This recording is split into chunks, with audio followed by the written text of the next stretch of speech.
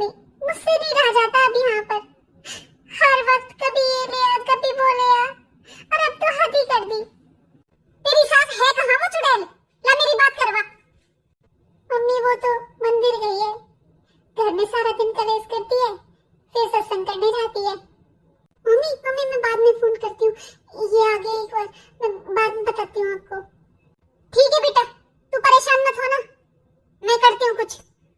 माँ जी क्या हुआ, सब ठीक है ना? माँ जी अगर मैं कहूँ कि कुछ ठीक नहीं है तो तू कर देगी ठीक? आई बड़ी छिपकली की तरह कान लगा कर रखती है।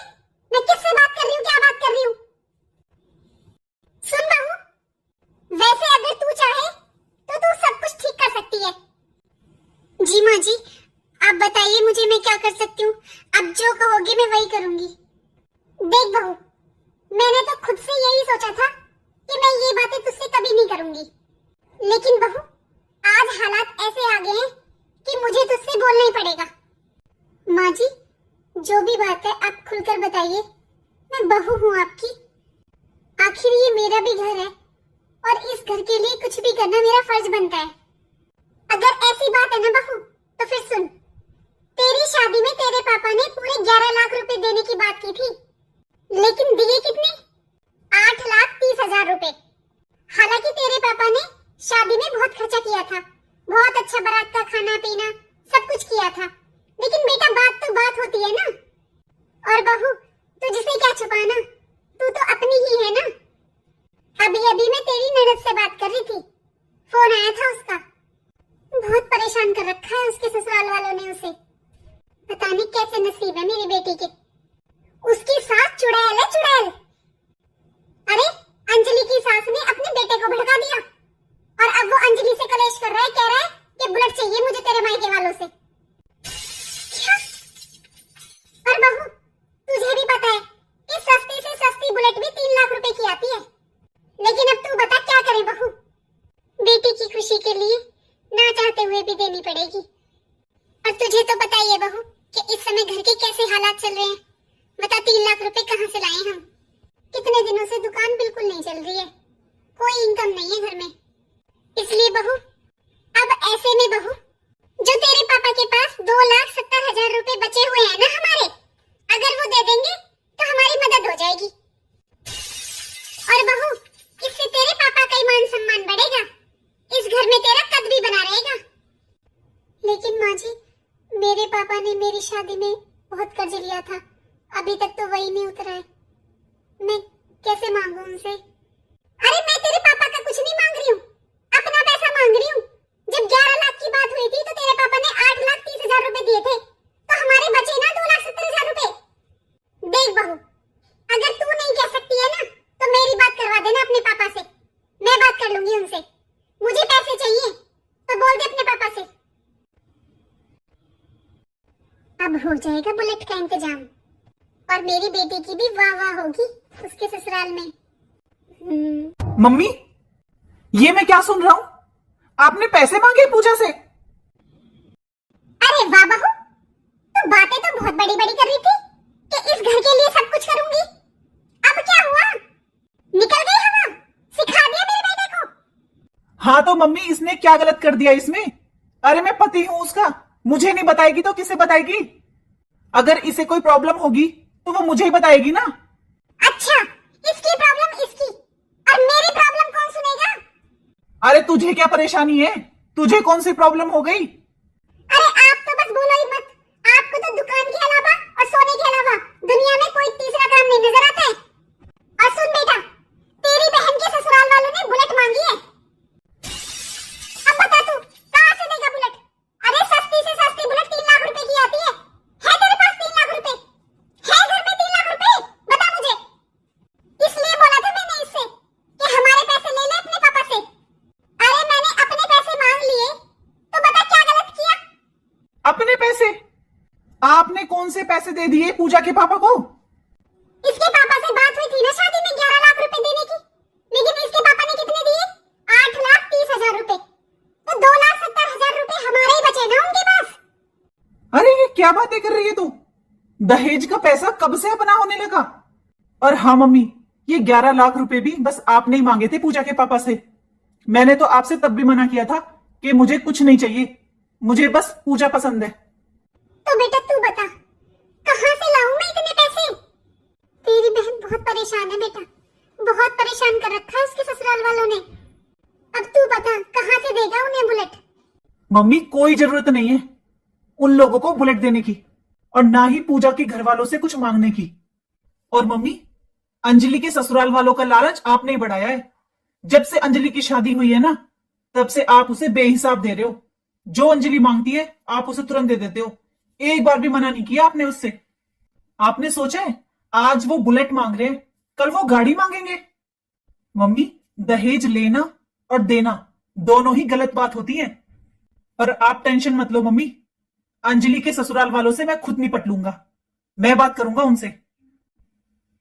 देख तू ज्यादा चिंता मत कर, हमारा बेटा बिल्कुल सही कह रहा है।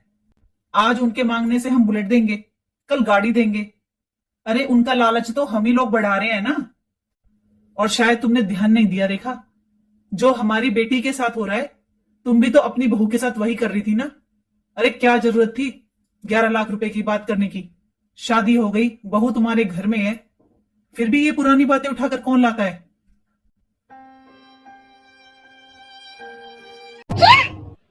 हाँ मम्मी, मेरे साथ साथ अपने बेटे को भी घर से बाहर निकाल रहे हैं। इन्होंने बस इतना बोला था कि ज्यादा पीछे मत पड़ो इसके, मुझे नहीं चाहिए कुछ भी। बस इससे बात पे मेरे सास ससुर बोले तो तू भी चला जा इसके साथ, जा रह ले इसके मायके में। जो माँ बाप अपने बेटे को घर से बाहर निकाल सकते हैं, वो बहू के साथ तो क्या ही व्यवहार करते होंगे। एक काम कर अंजलि, दामाद जी को बोल और दोनों यहाँ आ जाओ अपना सामान पैक करके। ठीक है मम्मी। क्यों बेटा, उस दिन तो तू बड़ी बड़ी बातें बना रहा था कि तू बात करेगा उसके ससुराल वालों से।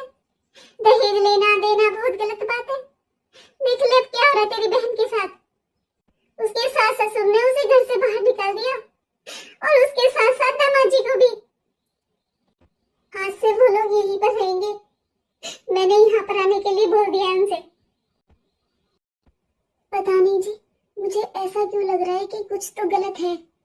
सुनिए जी, मुझे ऐसा लगता है कि आपको अभी दीदी के ससुराल जाना चाहिए और उनके ससुराल वालों से बात करनी चाहिए।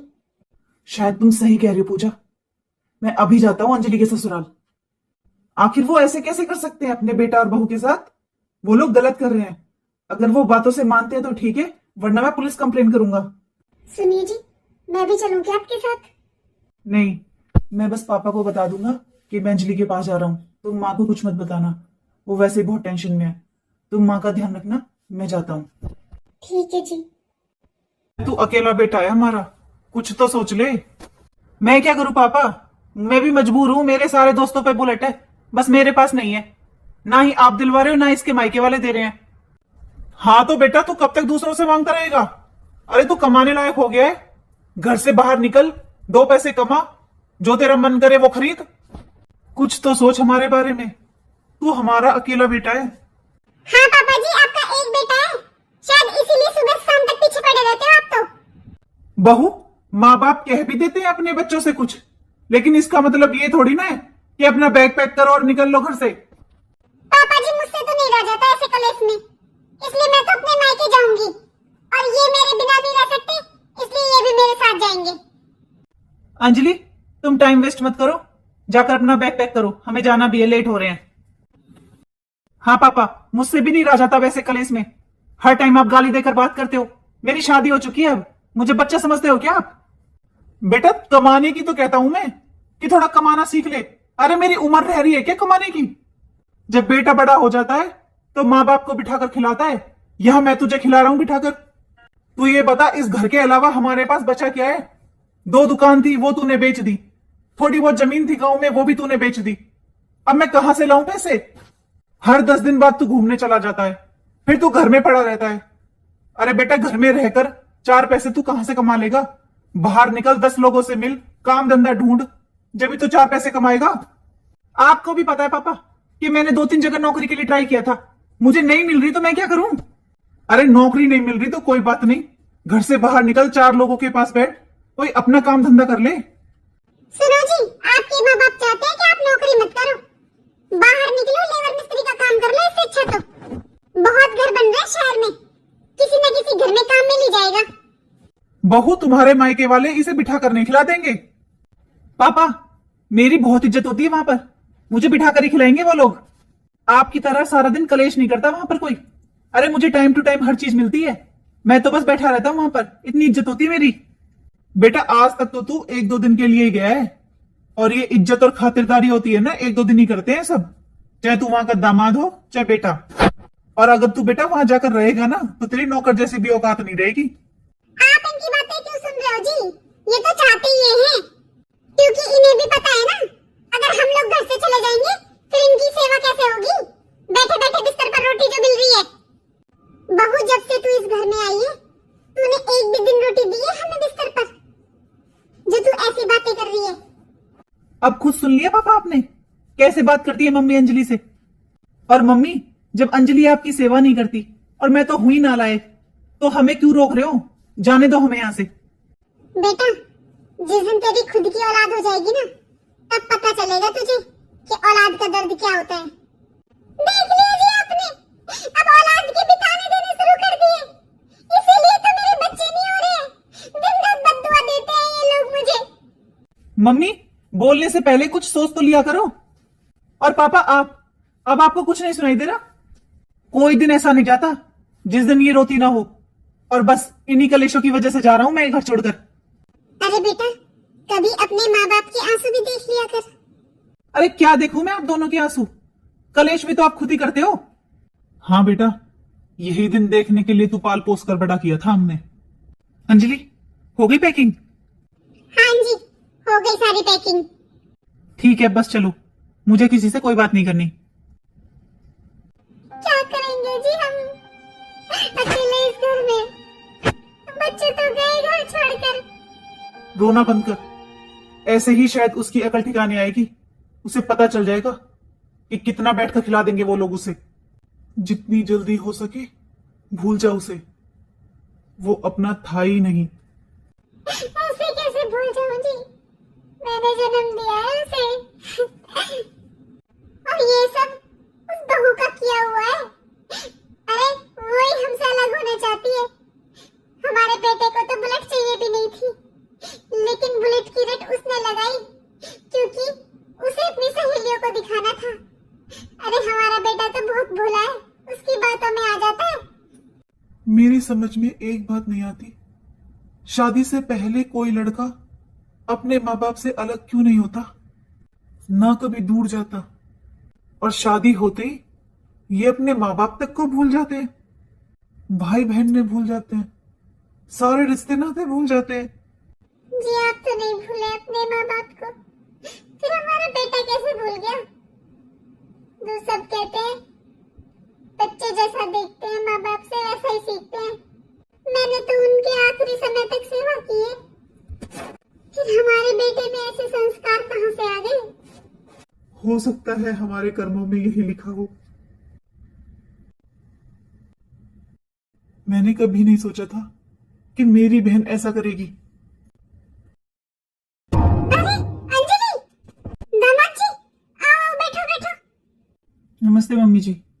बहू, तू खड़ी क्यों है? जा चाय नाश्ते का इंतजाम कर। जी माँ जी। नमस्ते दीदी। नमस्ते जीजा जी। नमस्ते जी। भाभी, चाय के साथ पकौड़े बना देना, और थोड़े चटपटे से बनाना, कभी ऐसे फीके फीके से बना दो। ठीक है दीदी।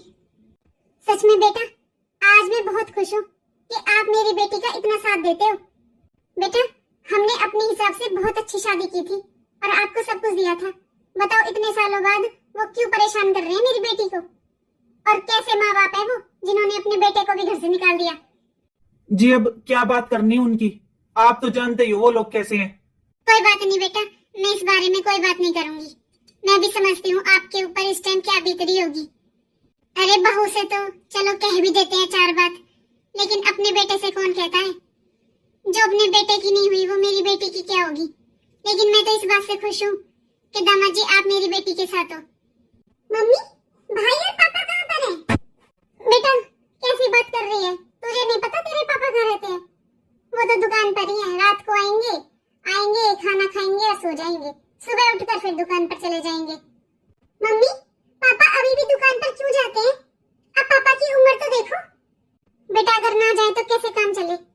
तेरा भाई रोज बाहर निकलता है नौकरी ढूंढने के लिए, कोई नौकरी मिल जाए तो, और तेरे पापा दुकान पर जाते हैं, घर का खर्च भी तो कैसे चले?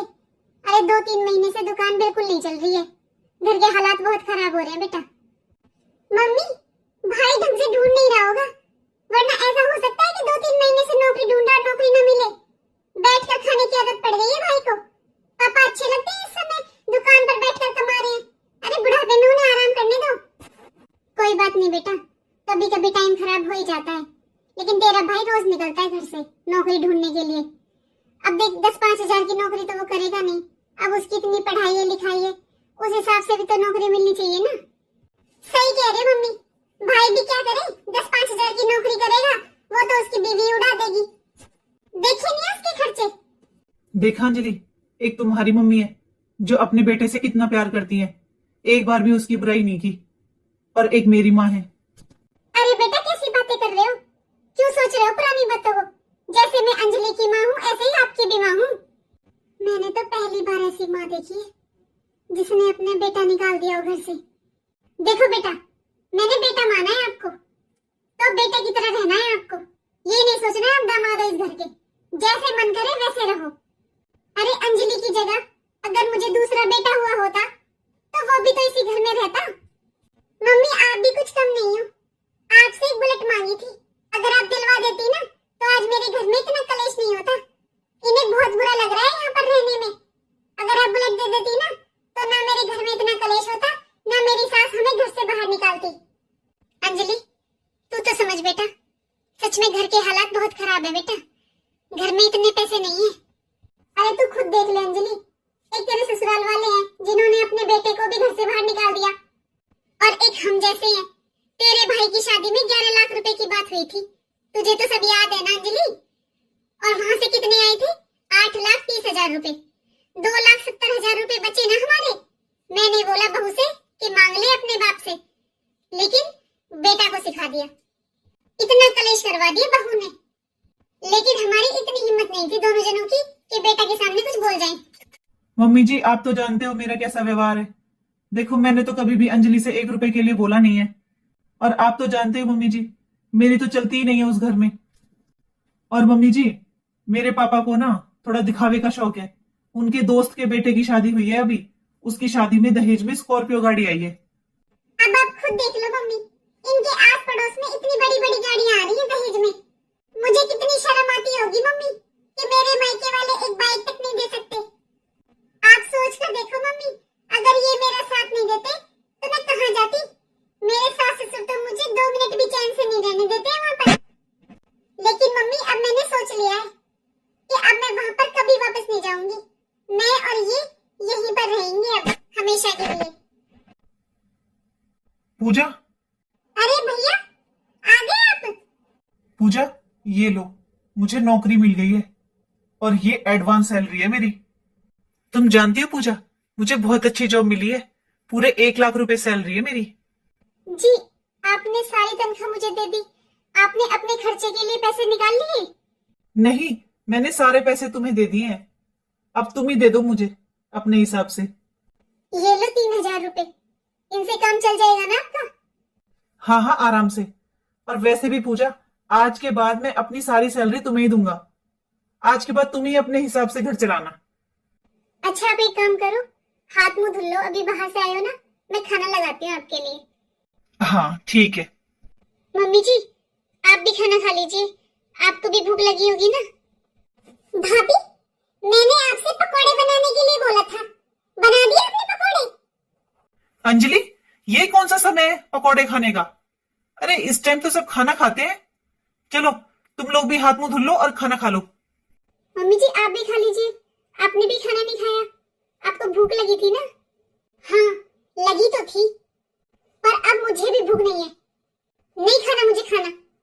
पूजा तुम मेरे लिए खाना लगा दो, अरे मुझे बहुत जोरों से भूख लगी है।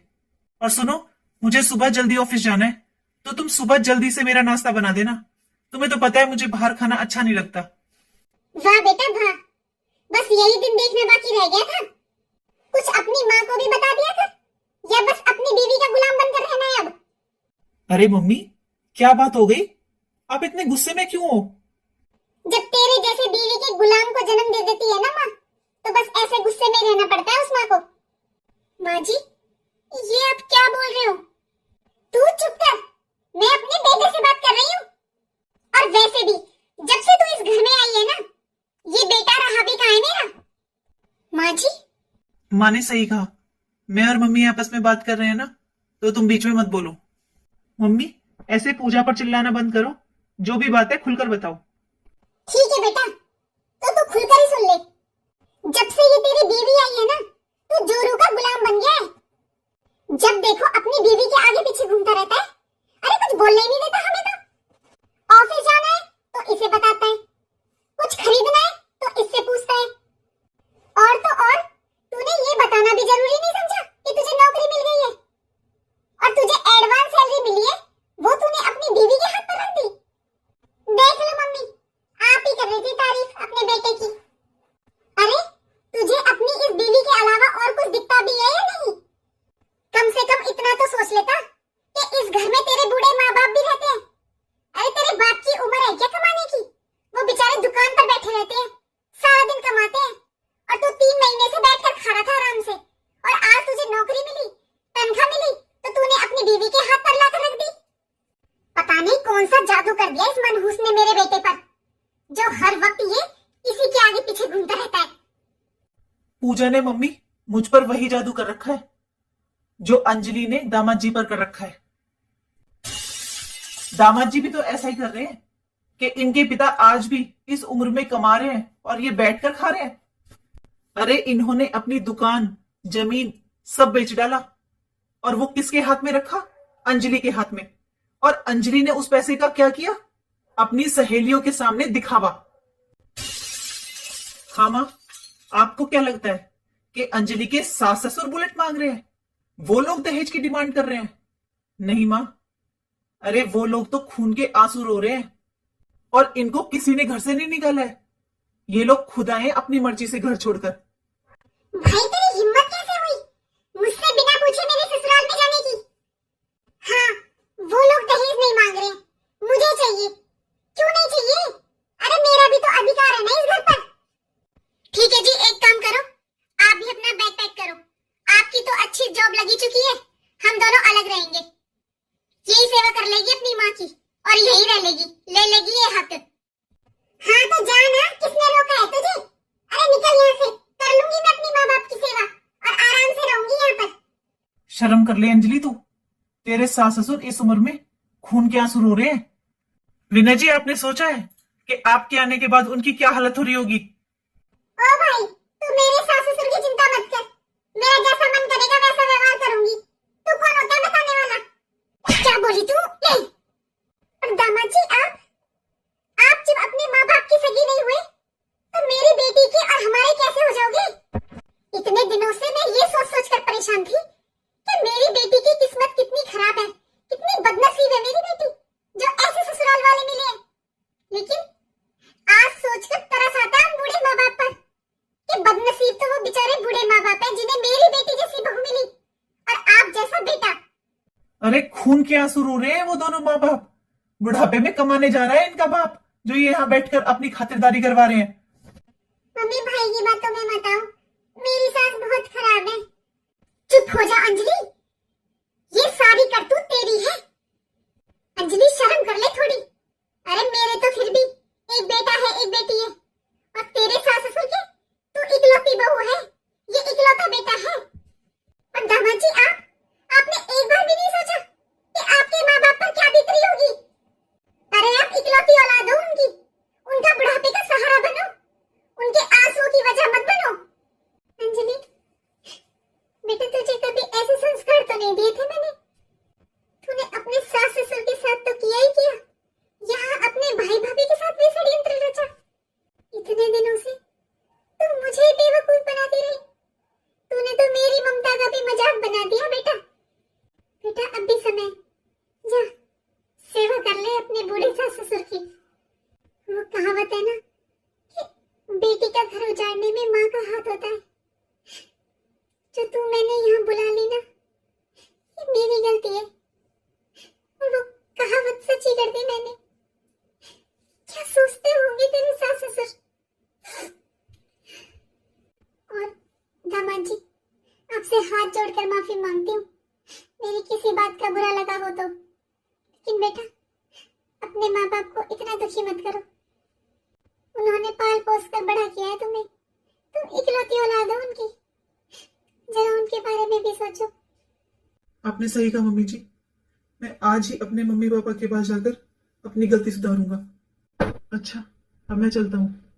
मैंने अपने मम्मी पापा का बहुत दिल दुखाया है। अरे सुनिए तो। अगर तुम्हें आना है तो आ जाओ, मैं बाहर तुम्हारा इंतजार कर रहा हूँ। लेकिन